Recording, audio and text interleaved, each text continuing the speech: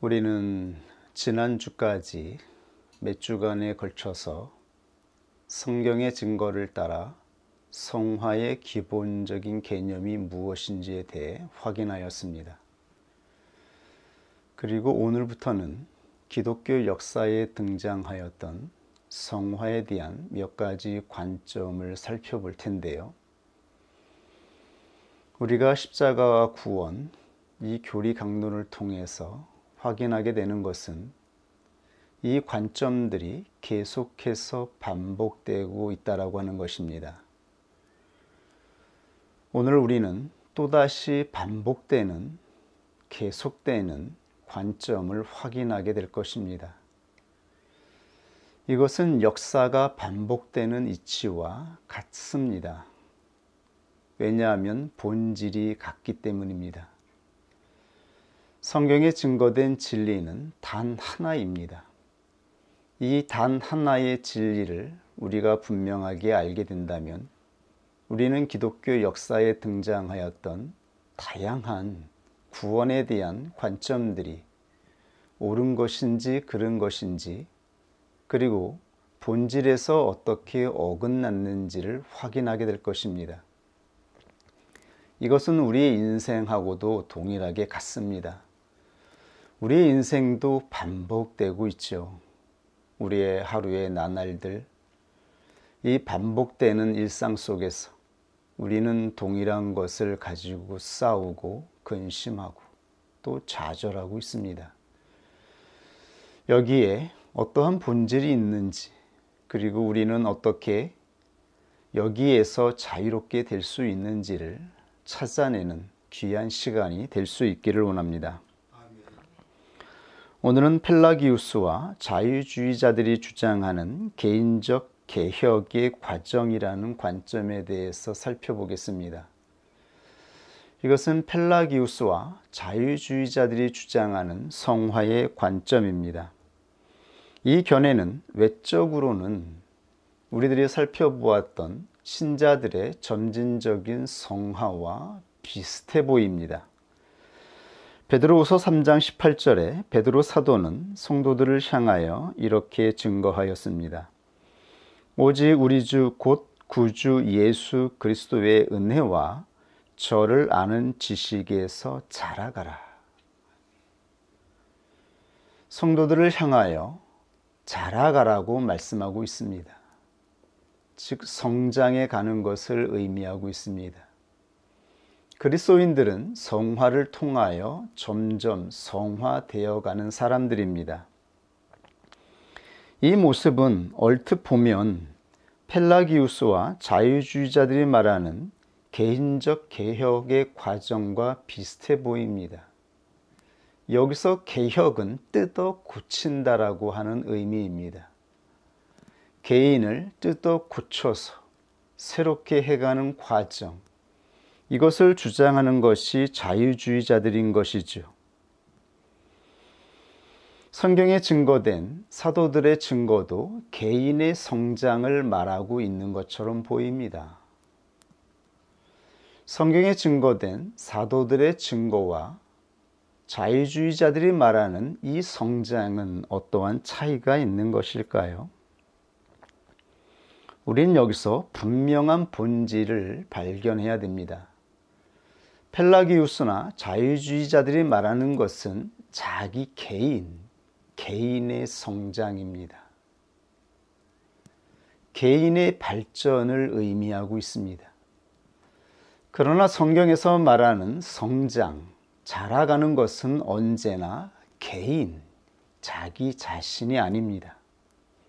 사도는 우리 주 곧 구주 예수 그리스도의 은혜와, 즉 예수 그리스도가 이 땅에 오셔서 베푸신 구속의 은혜, 어떻게, 어떠한 방식으로 우리 한 사람의 영혼을 위해서 죽으시고 대신해서 화목제물이 되심으로 말미암아 우리를 구원해 내셨는지, 이 은혜를 아는 데에서 자라가는 것,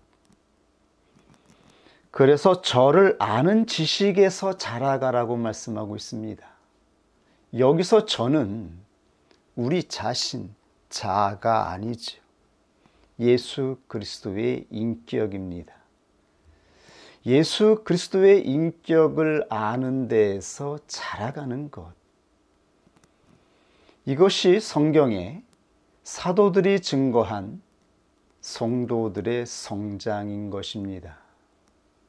성도들은 이렇게 성화되어 가는 것입니다. 여기에 본질은 바로 씨에 있습니다. 씨가 다르다라고 하는 것이죠. 구약에 예언되었던 복음의 실체는 바로 시브리어어로 제라, 씨에 있었습니다. 씨는 곧 종자이며 생명이며 후손으로 번역됩니다. 씨의 모든 본질이 있다라고 구약에 예언되었으며 이 예언의 실상이 신약에 이루어져서 그리스도인들이 바로 이 씨로 말미암아 성장해가는 새로운 삶을 경험하게 되는 것이죠. 그러므로 성경에 증거된 개혁과 성장은 우리 자신의 씨, 우리 자신의 생명을 의미하지 않습니다. 성경에는 언제나 새로운 씨를 증거하고 있기 때문입니다. 우리가 이미 가지고 있었던 우리의 씨, 즉 우리의 본성적 생명과 전혀 다른 새로운 씨를 약속하여 주셨습니다. 그리고 예수 그리스도를 구주로 영접한 자 안에는 바로 이 놀라운 새로운 씨가 심겨지고 자라난다라고 말씀하고 있는 것입니다. 이 놀라운 성장이 어떻게 증거되어 있는지 우리는 자세히 확인할 필요가 있습니다. 고린도후서 4장 16절에 사도 바울은 이렇게 증거하였습니다. 그러므로 우리가 낙심하지 아니하노니. 왜 낙심하지 않는다라고 하는 것일까요? 절망과 낭만 가운데 있을 수밖에 없는 우리의 형편이 있다라고 하는 것이죠. 그것은 바로 겉사람이 후패되는 것에 있습니다. 겉사람은 후패하나 우리의 속은 날로 새롭도다. 이것이 사도가 신자들이 낙심하지 않는 이유라고 말씀하고 있습니다.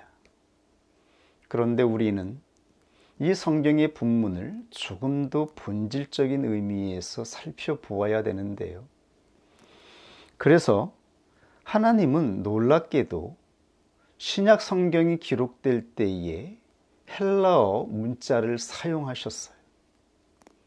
헬라어는 영적인 놀라운 실상, 우리 내면에서 발생하는 일들을 가장 구체적으로, 본질적으로 설명할 수 있는 언어입니다.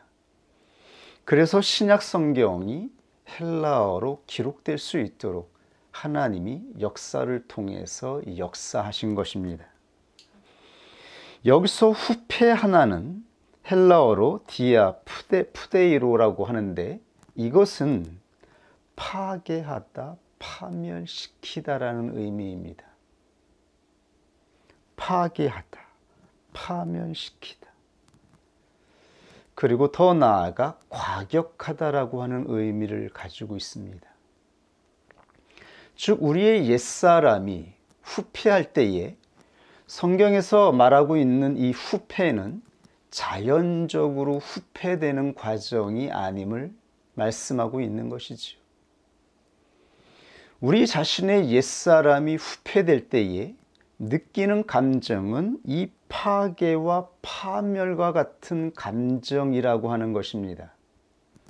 그런데 이 동사의 상태가 중간태 또는 수동태라고 되어 있어요.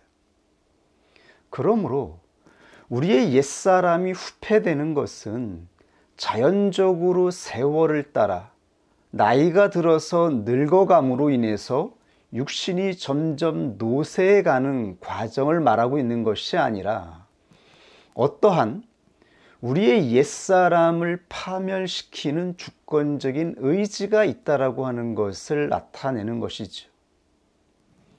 어떤 주체적인 의지가 따로 있습니다. 이것이 바로 하나님의 의지이며 하나님께서 예수 그리스도를 믿는 자들에게 주신 성령께서 우리 안에서 이루시는 사역이기도 한 것입니다. 그런데 왜 헬라어 디아푸데이로가 중간태 또는 수동태라고 되어 있을까요? 여기에 비밀이 있는 것이지요. 이것이 단지 수동태일 때, 우리가 당하는 입장일 때에는 우리는 감정적으로 내 자신이 파괴되고 무너지는 절망과 낭망을 느낄 수 있어요. 그러나 이것이 수동태로 우리에게, 중간태로 우리에게 다가올 때 이것은 가볍고 자유로우며 기쁜 일로 다가오게 된다라고 하는 것입니다. 중간태는 바로 신뢰의 태도이기 때문입니다.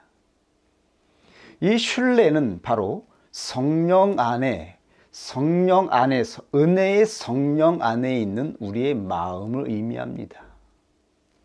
사도는 이렇게 말씀하였죠. 겉사람은 후패하나 우리의 속은 날로 새롭도다. 우리의 옛사람은 외적으로 볼 때에 주권이 없어 보이고 의지가 없어 보이고 나약해 보여서 부끄러워 보일 수 있지만 우리의 내부에서는 우리의 마음이 새롭게, 마음이 새로워진다라고 말씀하고 있는 거예요. 이 새로운 마음은 바로 은혜의 성령 안에 있는 마음을 의미합니다. 성령께서 우리의 마음을 비추어 주실 때에, 은혜의 성령께서 우리의 마음에 함께하고 있을 때 우리의 모습을 생각해 보십시오. 우리의 마음을 생각해 보십시오. 얼마나 가벼운지요. 얼마나 자유로운지요. 이것은 절대로 괴로움과 낭망이 되지 않습니다. 그래서 사도는 낙심하지 않는다라고 말하고 있는 것입니다. 우리는 은혜의 성령 안에서 하나님이 하시는 일을 기뻐하는 자로, 즐거워하는 자로 나아가는 자들인 것입니다.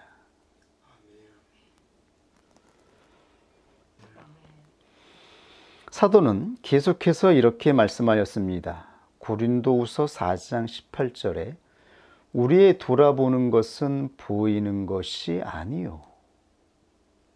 우리가 주시하고 관찰하는 것은 보이는 것이 아니다. 즉 외부에 나타나는 것이 아니라고 말씀하고 있습니다.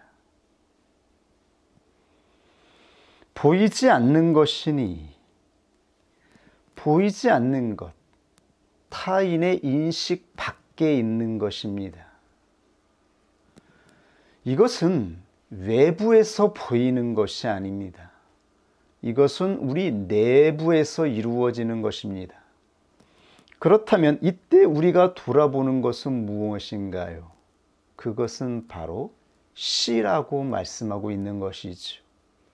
우리 안에 심겨진 새로운 씨, 예수 그리스도가 죽으심으로 말미암아 우리에게 주신 새로운 생명의 씨를 바라보라고 말씀하고 있는 것이죠. 이 씨는 너무나 작아서, 씨는 처음에 그 상태가 보잘것없어서 다른 사람에게 보이지 않습니다. 이것은 각자 그리스도인 마음에 심어진 것입니다. 이 씨가 그리스도인 마음에 심어졌다면 그 그리스도인은 바로 보이는 것, 외부에 나타나는 것을 보는 것이 아니라 보이지 않는 것, 우리 안에 심겨진 씨를 보게 된다라고 말씀하고 있습니다. 왜냐하면 보이는 것은 잠깐이요. 우리의 외적인 모습, 우리의 외적인 지위나 우리가 외적으로 나타내는 우리의 의지의 역동들, 우리의 의지로 우리 자신을 나타내고 사람들 앞에 당당하고자 하는 우리의 의지가 있습니다. 모욕을 받고 싶지 않아 하는 우리의 의지가 있습니다. 그래서 우리는 신념을 나타내고자 하는 본성적인 의지가 있다라고 하는 것을 우리는 늘 인식하고 있어야 됩니다. 이것으로 자기의 모습을 세상 사람들 앞에 나타낼 수 있습니다. 내가 살아가는 주변 사람들 앞에 나타낼 수 있습니다. 그러나 이것은 잠깐이요. 보이지 않는 것은 영원하다라고 말씀하고 있습니다.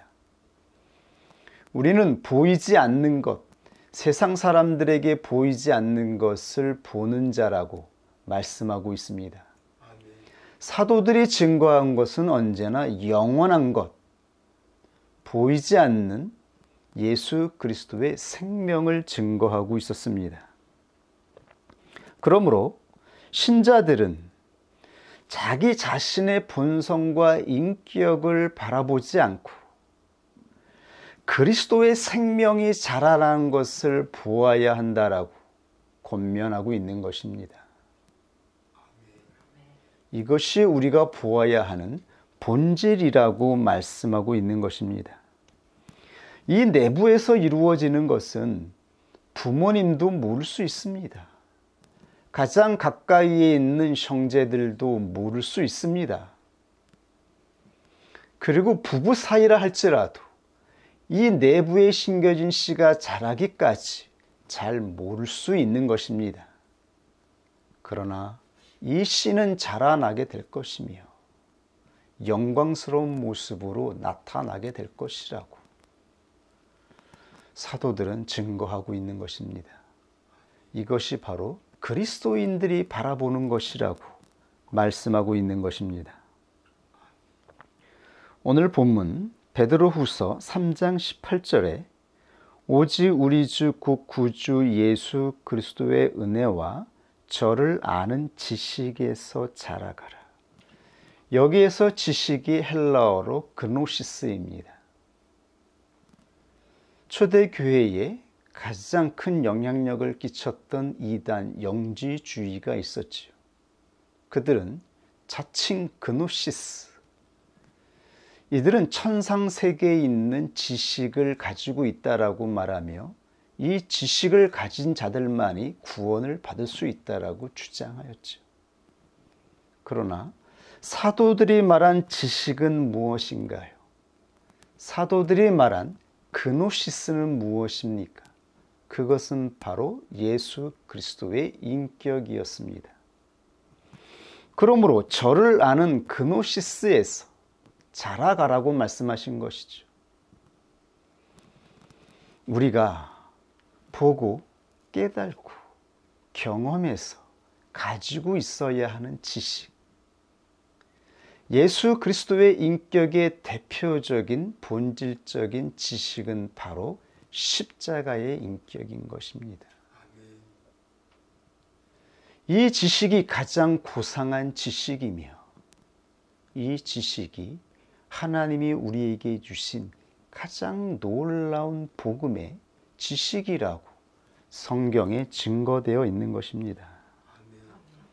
십자가의 인격이 바로 하나님의 영광이 나타난 그 영광스러운 모습이라고 사도들은 끊임없이 이 복음을 외치며 증거하였습니다.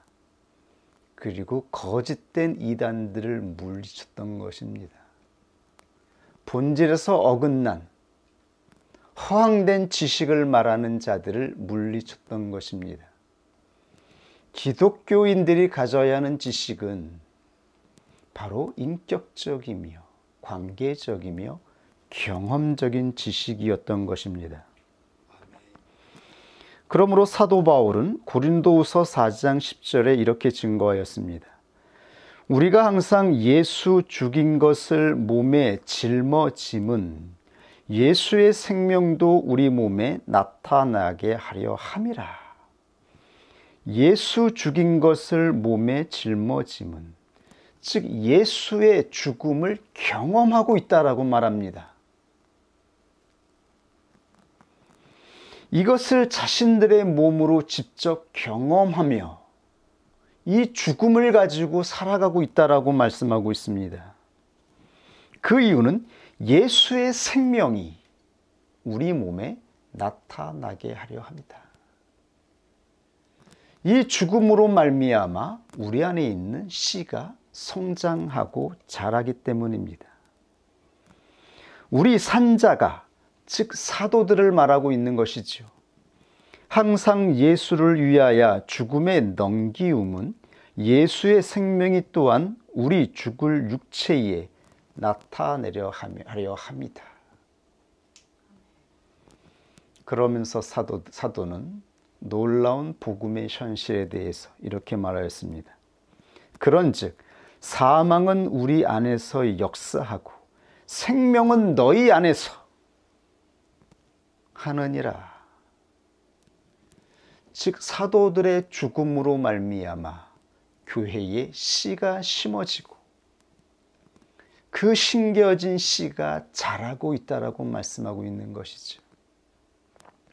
교회는 바로 예수 그리스도의 생명의 씨로 말미암아 이 땅에 세워진 것이며, 이 씨를 전하는 사도들의 죽음으로 말미암아 예수 그리스도의 십자가의 죽음을 짊어지고 살아가는 사도들로 인하여서 교회가 성장하고 자라고 있다라고 말씀하고 있는 것입니다. 이것이 바로 성경에 증거한 성도들이 자라고 성장하는 오직 하나의 비밀, 본질입니다. 내 생명이 죽어짐으로, 즉 이 현실은 우리의 의지를 멈추는 것이지요. 우리의 의지를 사용하지 않는 것입니다. 그런데 자유주의자들은 인간 영혼의 굽힘 없는 위로 향한 전진을 주장하죠. 인간 영혼의 굽힘 없는 위로 향한 전진. 이것이 바로 성화라고 말해요. 여기에서 본질은 인간이 가지고 있는 자기 의지로 위로 나아가고자 하는 강한 열심이 있다라고 하는 것이죠. 여기에 본질은 언제나 자기 자신의 의지에 있습니다.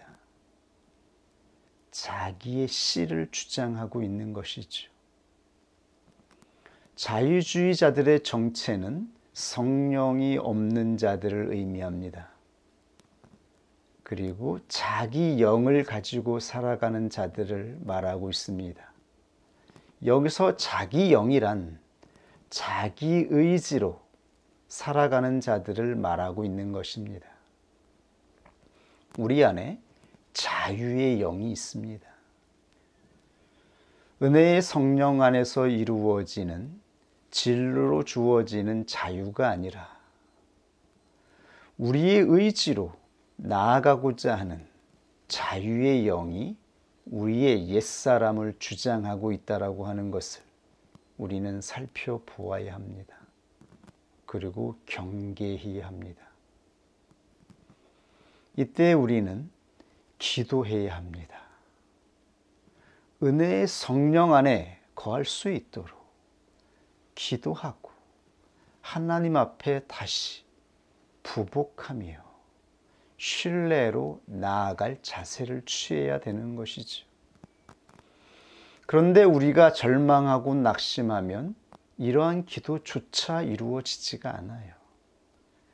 이미 우리의 육신을 지배하고 있는 질서가 우리의 마음을 다스리고 있기 때문인 것이죠.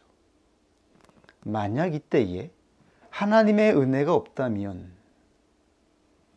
하나님이 우리 안에 심으신 새로운 씨가 없다면, 그리고 이 씨를 자라게 하는 은혜의 성령께서 의지로 다시 역사해 주지 않는다면, 우리들은 자유주의자들이 걸어가는 동일한 길을 걸어가고 있을 것입니다.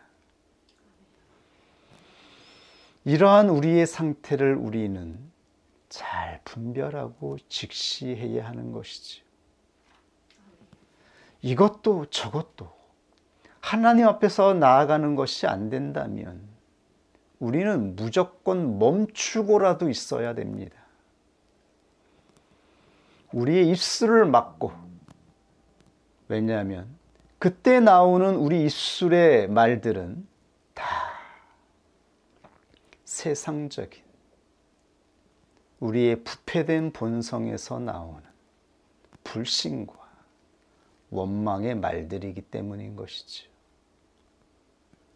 최소한 우리의 입을 다물고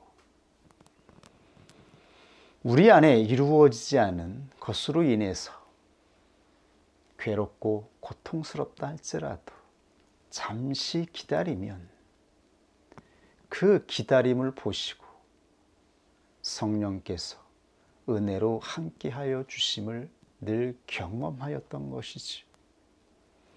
이것이 복을 받은 그리스도인들의 실제인 것입니다. 우리는 이렇게 복을 받았습니다. 하나님의 언약으로 말미암아 예수 그리스도 안에서 우리는 이미 안식의 집 안에 들어와 있는 것입니다. 이것을 우리는 지키는 자로 이것을 간직하여 나아가고 있는 것입니다. 과연 우리가 스스로 위를 향하는 의지를 가지고 있단 말입니까? 자유주의자들이 말하는 것처럼 인간은 스스로 자기의 의지로 위로 향하고자 하는 의지를 가지고 있는 것인가요? 그런 것처럼 보이는 사람들이 있습니다. 그러나 그 결과는 언제나 우상의 형태를 만들어내는 것이죠. 하나님을 만나지를 못합니다. 성경에 증거된 복음을 떠나서 그 누구도 하나님을 만날 수 없는 것입니다. 성경에는 하나님을 만날 수 있는 유일한 길을 예수 그리스도가 만드셨다라고 증거하고 있습니다. 예수 그리스도는 이 땅에 오셔서 하늘로 올라가는 유일한 문을 만들어 놓으셨습니다. 바로 십자가인 것이죠. 자기 자신을 부인하고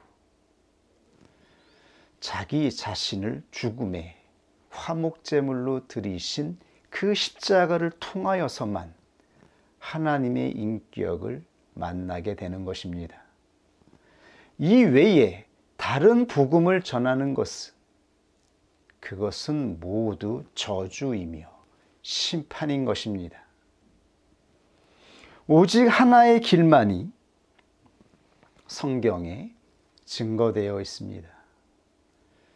그러나 자기 의지로 나아가는 자들은 절대로 십자가의 길을 알 수가 없습니다. 십자가가 무엇인지 경험할 수 없습니다.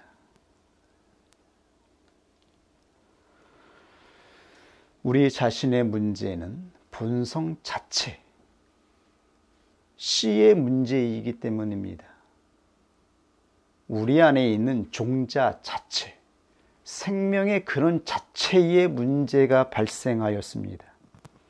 그래서 우리에게는 다른 씨, 온전하고 완전한 새로운 씨가 필요했던 것입니다. 이 씨를 주시기 위해서 하나님은 오래전에, 만세 전에 자신의 아들 독생자 예수 그리스도를 이 땅에 화목제물로 보내실 것을 준비하셨던 것입니다. 아멘. 이것이 바로 창세기 22장에 계시된 여호와 이레의 본질인 것입니다. 여호와는 이미 오래전에 준비하고 예비하였습니다. 생명의 씨, 우리의 씨가 아닌 새로운 씨를 예비하신 것입니다. 그러므로 성경에는 하나님의 새 창조가 증거되어 있습니다. 이것은 새로운 창조, 전혀 다른 씨의 성장입니다. 우리 자신의 자아가 변혁되고 개혁되어 성장하는 것이 아닙니다. 그러므로 이들은 절대로 자기 자신에 대해 문제를 삼지 않습니다. 회개하지 않게 되는 것입니다. 회개에 대하여 관대한 것이죠. 이것이 자유의 영을 가진 자들, 자유주의자들의 정체인 것입니다. 이들의 길을 따라가면 결국 자기 십자가가 사라집니다.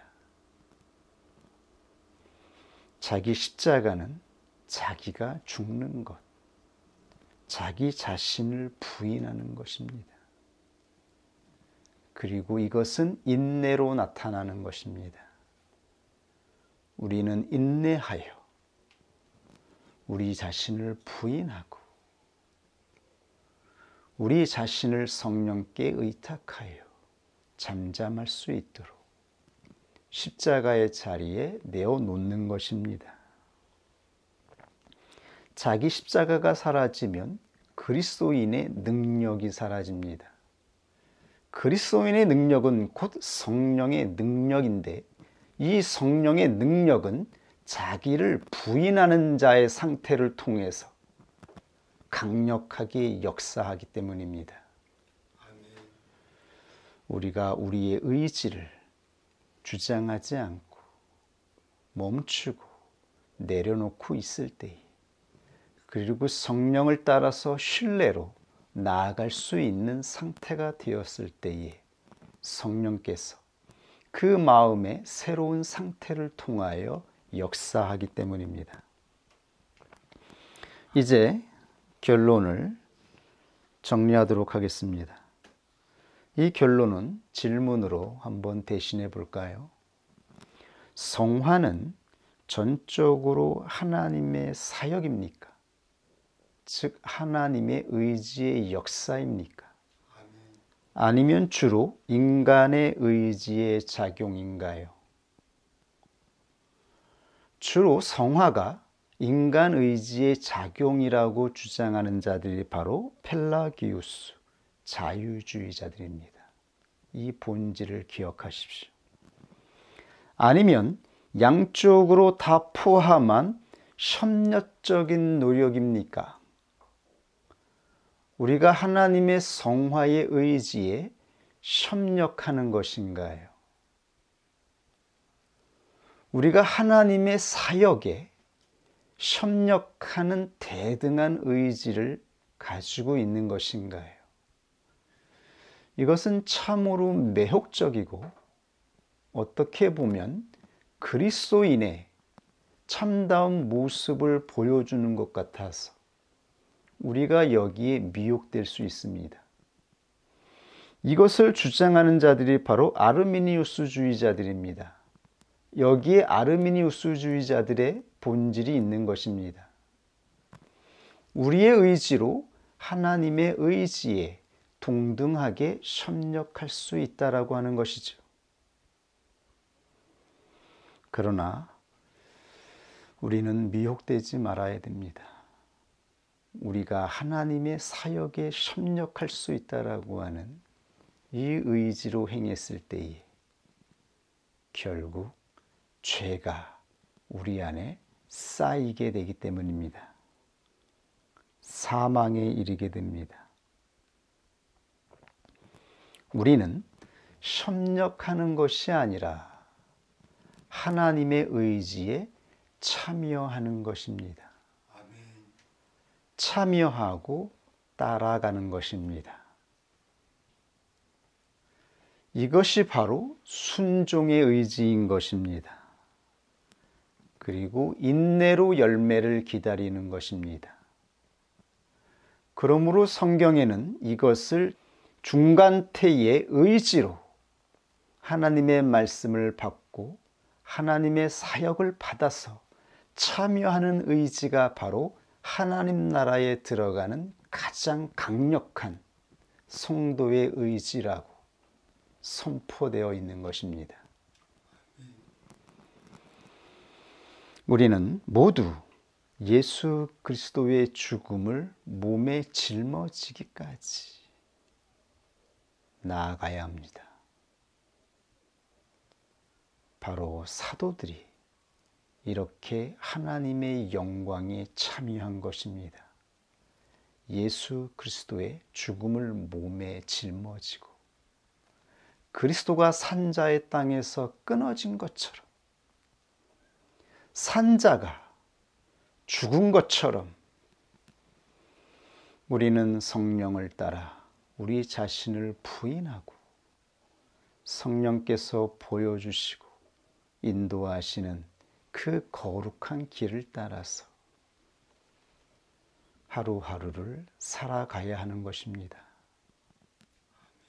그럴 때 우리는 하나님의 영광에 참여하게 될 것이라고 말씀하고 있습니다.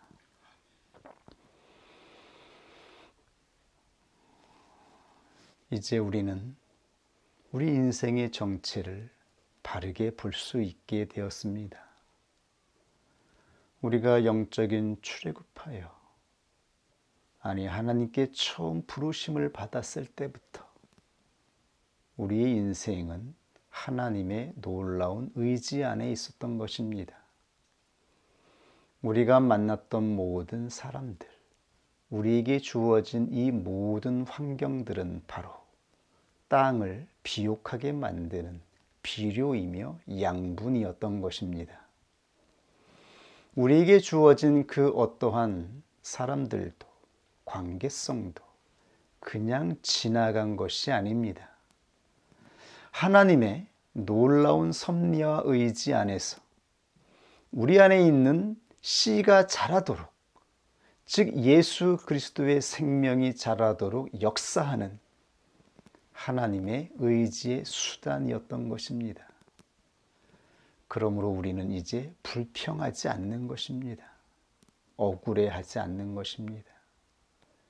우리의 옛사람은 후피하나 그래서 우리의 자아는 그것이 파괴적이고 절망적이고 낭망적으로 느낄 수 있지만 우리는 은혜의 성령 안에서 다시 자유롭게 되는, 다시 평안으로 새 마음으로 둘러지는 이 새 마음을 늘 경험하게 하여 주셨던 것입니다. 이 은혜를 받은 자들로서 그리고 경험한 자로서 우리는 끝까지 인내하며 나아가야 합니다. 이 인내로 우리의 인격이 연단되기 때문입니다. 하나님이 원하시는 아들의 형상으로 나타날 수 있기 때문입니다. 하나님이 주신 말씀을 따라 끝까지 인내하는 그리스도인이 될 수 있기를 원합니다. 아멘. 우리 같이 하나님이 주신 말씀 앞에 기도하겠습니다.